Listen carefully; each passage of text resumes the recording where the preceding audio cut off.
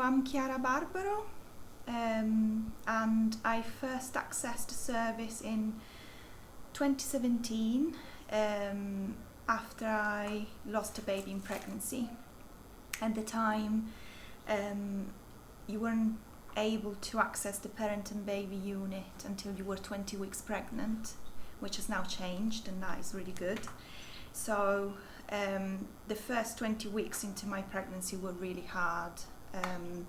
But my community midwife was really good, and she knew that I needed support because I really struggled to bond with baby, and I had flashbacks and nightmares of my loss constantly. So everything was ready for me. As soon as I got to 20 weeks, I was referred, actually even before I turned 20 weeks, to the parent and baby unit. And I still remember the first time I went to the coffee morning, because at the time there was no COVID around, so you could just go in really, and you didn't necessarily need to have a baby with you. You could go pregnant.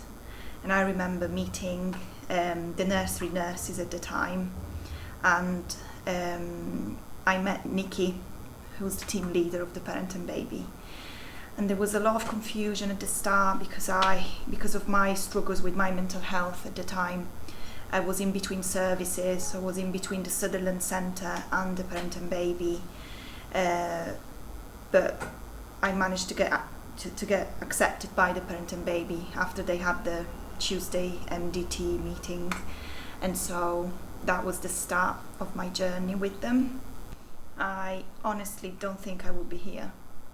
And I don't just say it, to sound cheesy or anything like that. I wouldn't be here without them.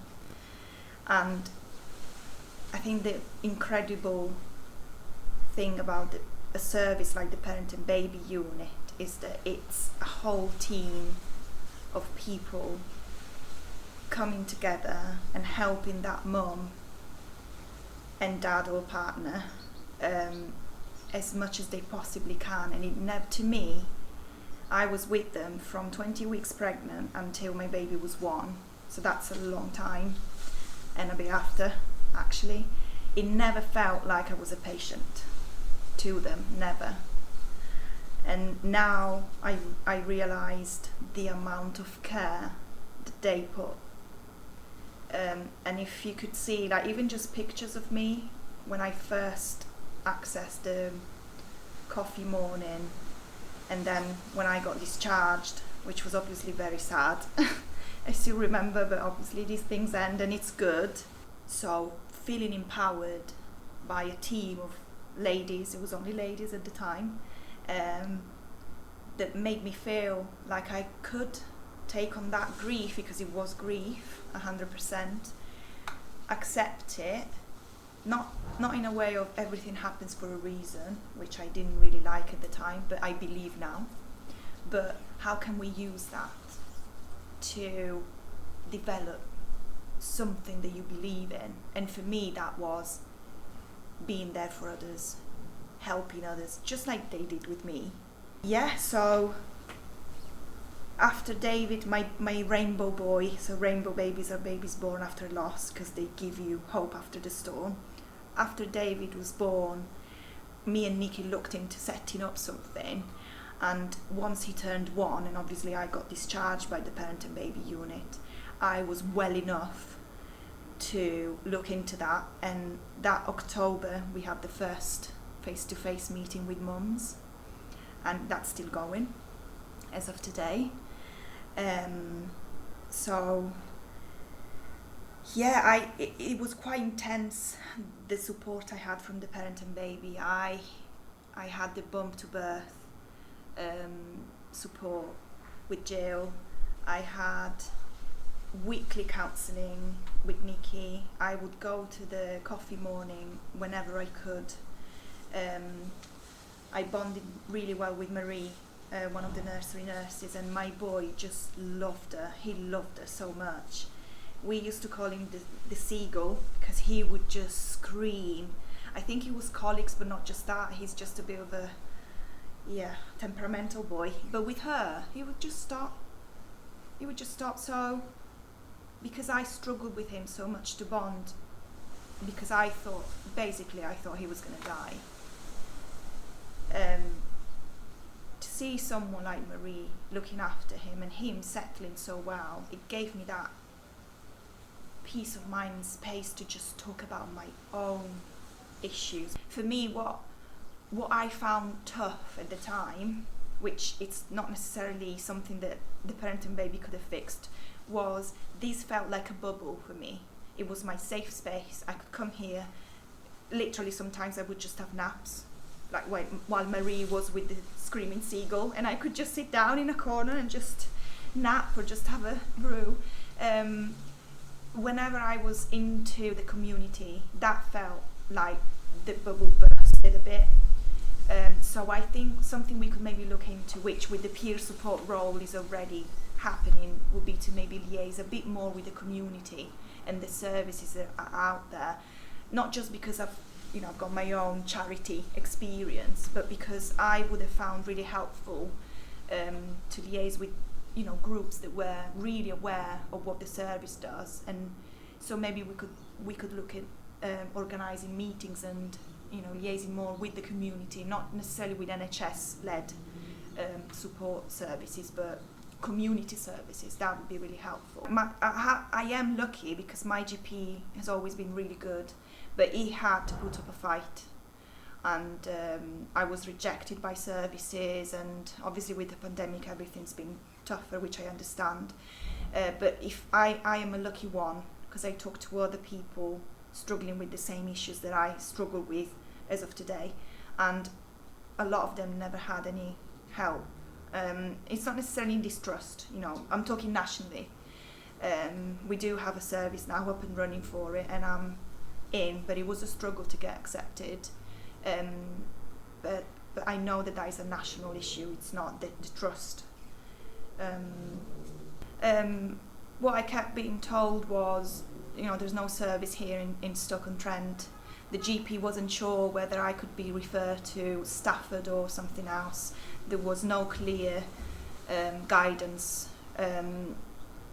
from services really. And I am a fighter, which you probably understand, you probably got by now, and I phoned, and I know a lot of people that don't have that strength or energy, or I don't know, and I feel for people like that, and I feel that it's on us, it's on me. Just because I managed to access it doesn't mean that I forgot about all the people that didn't. I wouldn't say I wasn't happy with the Sutherland. Everyone was really nice to me. Like I said, my therapist was really good. We worked really well together. She managed to make me better at the time, but it was a plaster, and no one thought we were going to have a pandemic. With the pandemic, I crashed again, and it was tough, but I've been accepted now, and yeah. This trust, it came across as a family, as it wasn't me and them, because at the time I wasn't a peer support worker. I was still a service user, because I was still using, and the staff, within the parent and baby, definitely. I'd say the whole mental health support I've had, which I've had a lot, always came across as approachable to me. And I think, building up from that, it is quite precious when you're a service user. It is very important, that first contact, that first phone call. I've never come across anybody that wasn't welcoming, even when I was rejected. Eventually, they took the time to explain why I was rejected, and what they thought, why then I was accepted. Actually, I was explained why I was accepted, and that I should have been accepted earlier, and they weren't really afraid to apologise. So that's another big thing, I think. So I know that the trust of working hard already to liaise with charities, but there's definitely a lot more that can be done. And I think that's where the peer support workers, not just myself, I know that there's more vacancies out there, and actually they've hired a peer support worker recently for maternity. I think that's where the peer support can really come in. So when I studied, revised for the interview, more leaves, these came across to me quite strongly, and I remember thinking, not just because I would have loved to get the job because I want to be a peer support worker, but in this trust I wanted to be one. I remember reading about being the only outstanding mental health service of 2 in the UK, is it right? I forgot now anyway. And that struck me again, and I wasn't surprised. When I talk to some, ladies that live in different places in the UK, and I tell them what we do here, they are quite shocked in a good way.